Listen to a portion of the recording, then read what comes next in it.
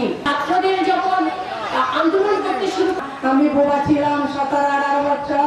রাঙ্গুনিয়ায় শহীদ জিয়া আদর্শ পরিষদের 2 যুগ পূর্তি ও সংবর্ধনা অনুষ্ঠান শুক্রবার 27 সেপ্টেম্বর রাতে সরফভাটা ইউনিয়নের আইডিয়াল উচ্চ বিদ্যালয় মাঠে অনুষ্ঠিত হয়েছে।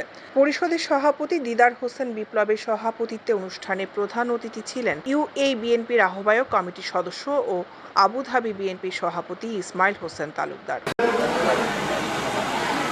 প্রধান বক্তার বক্তব্য দেন চট্টগ্রাম উত্তর জেলা যুবদলের সাধারণ সম্পাদক এস.এ.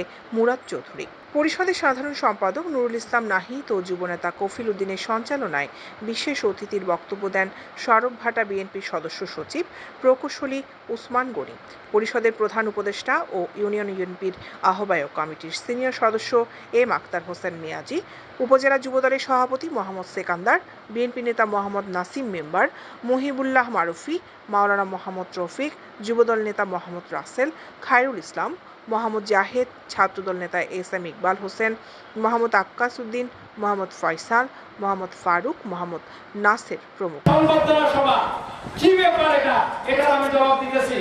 সেই কথা মনে করছো না, আমাদের উপরে নির্দেশ পাচ্ছি, যেদিন নির্দেশ তাদেরকে ধন্যবাদ এবং মোবারকবাদ জানাচ্ছি এবং প্রত্যেকের সুস্বাস্থ্য আমাদের এতগুলো সম্ভাবনা দেখি নাই। দৈনিক আজাদী নিউজ ডেস্ক।